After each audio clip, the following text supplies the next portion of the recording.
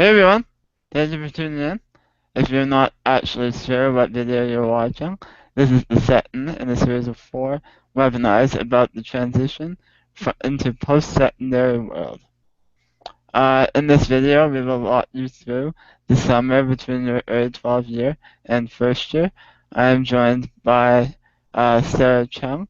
Say hi, Sarah. Hey everyone. Sorry, everyone, when I say first year, I mean first year university. Just want to clarify that.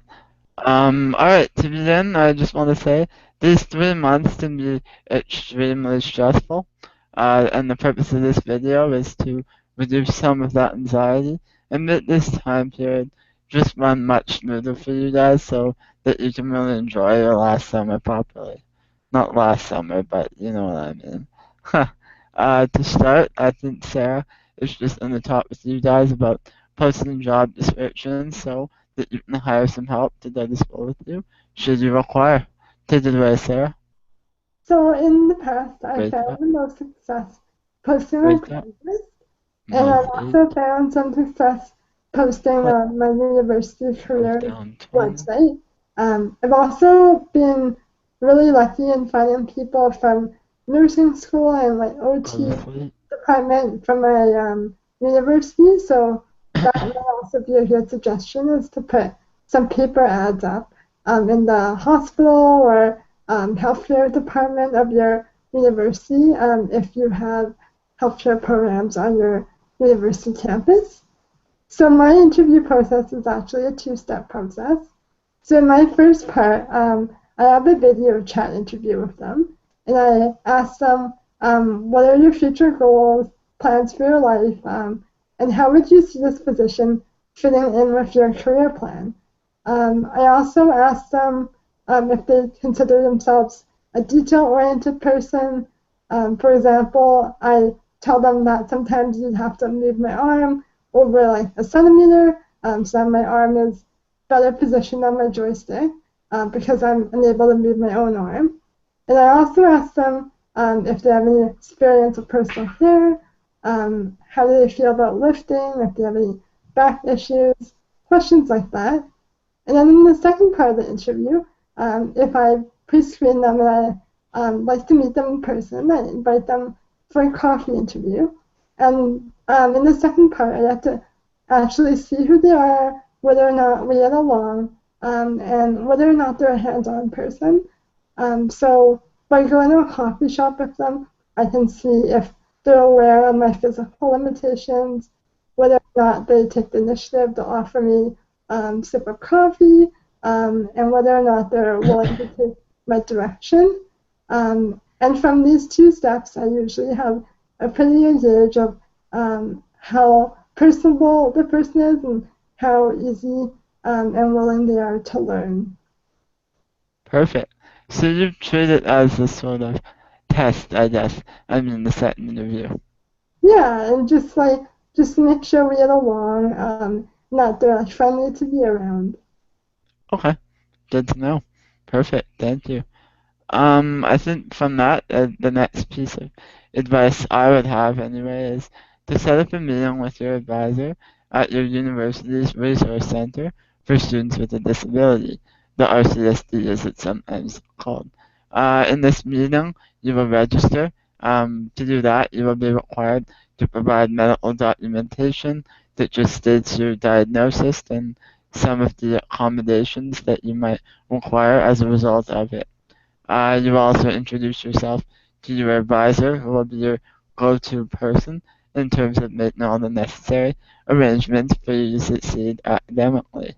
They will go over what services their facility offers, whether it be note-taking or double time on exams, tests, stuff like that. Also, they will introduce you to the person in charge of the assistive technology department. So with him, you will go over what type of stuff you might need and why. Also, if you have no experience with assistive tech, it may be a useful exercise just to experiment with some to see if it works for you. He'll also give you a few recommendations to go on. Also, my next piece of advice is one of the most important recommendations I would have is to get involved with your cohorts as soon as possible. In an effort to make this happen, my university actually offered an interesting thing that some other schools don't.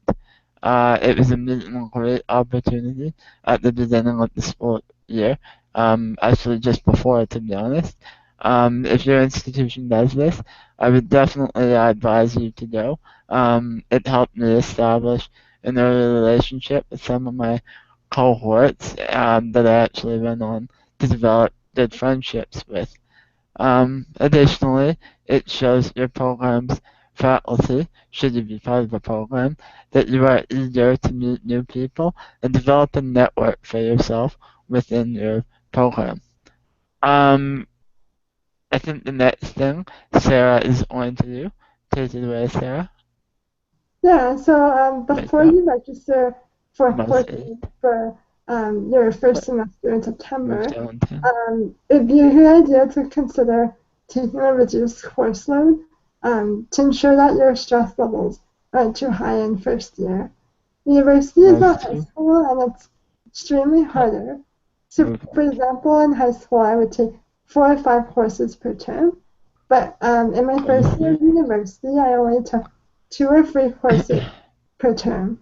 I know this sounds like not too much school, probably only equates to maybe like 7 or 8 hours per week, but if you take into account doing readings, finding your way around campus, and just remembering that university takes a huge toll both physically and mentally. And you want to make sure that you don't burn yourself out in your first year and that you can still complete your whole program and do it successfully and enjoy your time at university as well. Perfect. I think on that note, the next thing I want to talk about is actually registering for courses at the beginning of the summer. The biggest piece of advice I can offer for that is do your research about everything. And when I say everything, I mean professors. To do that, I would say use ratemyprofessor.com. Some people find it tacky, but honestly, it's a huge asset. It helps you look into whether your professor is a difficult marker on assignments, tests, if they're lazy, if they check their email, if they're a good communicator, all that kind of stuff. Also, look into timing. And by that, I mean if you're commuting to school, it would be wise to coordinate your schedule around times that avoid rush hour. Uh, Rush hour is really a huge waste of time in your long day, and it's just straight up tedious. I was not smart last year and actually didn't take this into account when choosing my classes. Also, I would suggest looking into course content, and by that, just check into how many midterms there are, is there a final exam, how much group work is required, how much is the final worth. These are all questions that you should really ask yourself when considering taking a certain class. But I mean, ultimately, if you're interested in the course, take it, but be prepared to do some research beforehand to know whether or not that you'll actually enjoy it and that it's what it actually is that you think it is. Um, I think the final piece of advice I wanted to give you was, if you can, find a friend who is in the same program as you that might be interested in taking all the same courses you are. In my first year, I was really fortunate enough to have this be the case. One of my best friends throughout my entire schooling career was in all of my classes, and as a result, she acted as a free note taker for me. This to me is a huge asset, as notes are probably the most important part of university, and because I knew her and we had a similar learning style, she was able to customize her notes into a way that I would benefit from. I'll be honest, your notes are your life in university. Don't forget that. I'll actually bring that up probably in our next video. So, like I said, don't forget that. But on the subject of note taking, one of the things that can help with this is if you qualify for a loan, and I think Sarah is actually going to go over what happens if you can qualify for a loan and what it entails. So in BC, if you're able to qualify for a student loan, you can actually qualify for some grants and bursaries that can help people with disabilities. So a program in BC that we have that is offered by Student Aid BC is called the APSD, which stands for Assistant Program for Students with Permanent Disabilities. And if you're able to qualify for that, you get some funding to help you with note-taking and attendant care services, which can be especially useful and can help you with offering funding for your care attendant. But if you don't qualify the first time around, don't be like discouraged.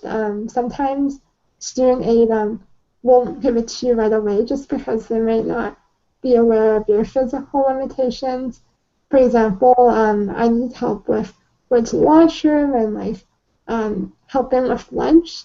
And when I wrote them a letter explaining my situation, they took it into consideration and they were able to help me get additional funding to help me continue my studies.